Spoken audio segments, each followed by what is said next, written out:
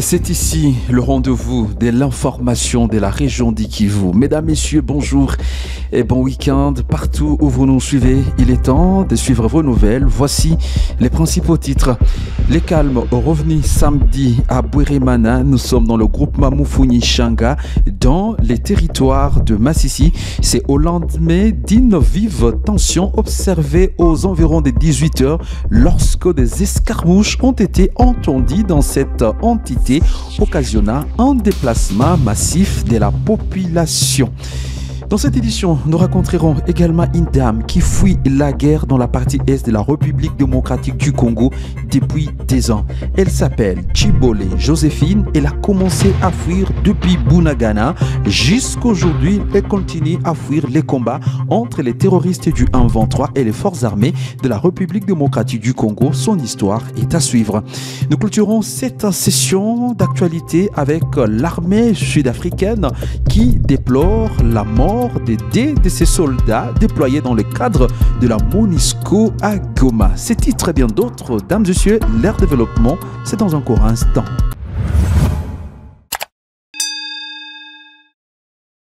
Les calmes revenus à Bweremana, une cité située dans le groupement Mufuni-Shanga, dans le territoire des Masisi. Ce retour au calme a été signalé ce samedi matin où un mouvement marqué par le retour de la population dans leurs habitations respectives est signalé.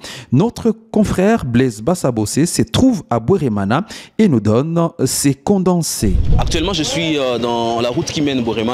Donc la route derrière moi mène directement vers Bweremana et l'autre route, c'est la route qui mène vers Minova. Vous le savez, la cité a été agitée hier la soirée. Il y a eu déplacement des habitants et de déplacés qui se sont donc retrouvés dans cette cité fouillant les combats entre les rebelles du 1-23. Ce matin, il faut le dire que sur la ligne des fronts, il y a quand même un calme qui s'observe. Pas de cryptement des balles ce matin et quelques habitants qui ont fui la nuit commence déjà à rentrer. Vous pouvez donc voir, il y a une ligne des habitants qui sont en train de rentrer du côté Bweremana. La situation est sous contrôle jusque-là par les forces armées de la République démocratique du Congo. Des sources sur place renseignent que les rebelles auraient donc eu des agitations dans la soirée, maîtrisées par les jeunes résistants, les Wazalendo, à un endroit qu'on appelle Traco. Mais il faut le dire en tout cas, affirmer à ce stade, que la situation va rester juste là, calme, rassure les autorités militaires et les services de sécurité du côté Wazalendo qui sont prêts à ne pas lâcher donc devant ces rebelles qui continuent toujours à déstabiliser la région. Elle fuit la guerre depuis des ans. Joséphine Chibola, c'est cette dame que nous avons croisée ce samedi sur le lac Kivu en train de fuir la cité de Bweremana pour se réfugier à Goma. Elle indique que depuis le début des offensives des terroristes du 1-23, elle n'a jamais eu une nuit de repos malgré le fait pour elle de vouloir vivre dans un climat de paix et de sécurité comme d'autres femmes à travers le monde. Ces dernières invitent les gouvernements congolais et ses partenaires à faire l'impossible pour que la paix revienne dans la partie orientale du Congo. Mina toke tangia Bunagana, Ruchuru. Toka Ruchuru, evenema tuliona Ruchuru ya kusema wasoda barudie nyuma tuendelee na tukarudia nabo nyuma kuna masasi tunaenda fika Rwindi. Toka Rwindi mpaka Kibirizi. Tunatoka Kibirizi Nyanzale. Hakuna masasi tu kurudisha watu nyuma tu twende tu na basoda sibote njia moja. Toka tena Nyanzale mpaka Katiro. Katiro tunatoka hako vita tu. Kutoka Katiro tena mpaka Kichanga. Tukatembea tu mweso mutoke. Tunaenda toka Burungu tena. Panda vilima njoo wale tena wanafika. Tunapita njia ya nani ya Mushaki. Mushaki tena njoo wale tunaenda fika wapi? Tunaelekeza Saki. Saki tena binaanza tunalegeza Minova. Minova nako leo tuko mmoja kukimbia tena Goma. Hatujue kama bako batapasha tusaidia juu kwanza tu biko naanza vita tu yaona wao masasi njoo biko tu murudie nyuma adui anakamata plus. Murudie nyuma adui anakamata plus.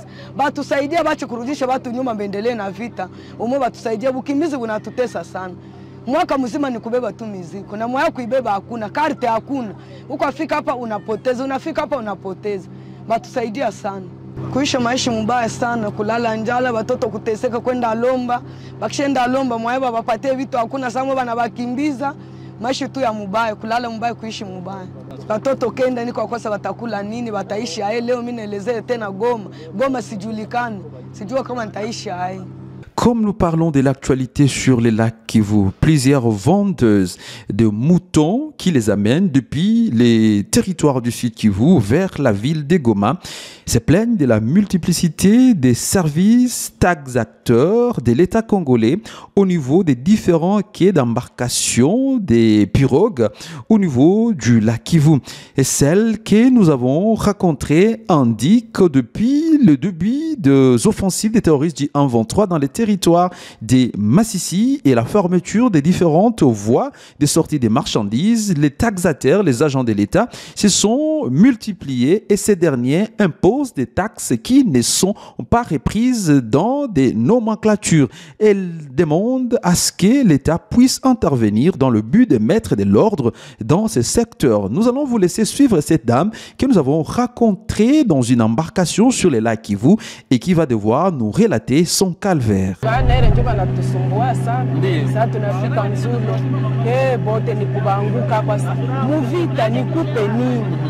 Si munapasha acha mama nabo bajisikie huru wakati yenye vita iko naye atumike kazi yake ajisikie amani, lakini mulete kama madokima gani nini ndani.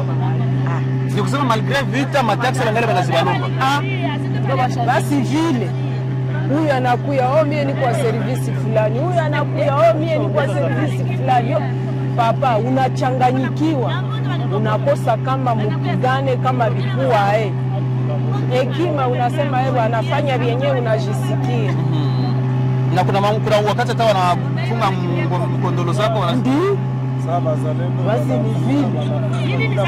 Asitatoka hapa kama unipatie ota. Azijala leta 100,000, leta 150,000, leta 50. Papa udonge unakosa kama uingie mubia wako. Amuyo kwa kulipia ndio kuna matatu kila mtu alipisha taksi zake. Kila mtu yenyana hata kama hana nipe tu.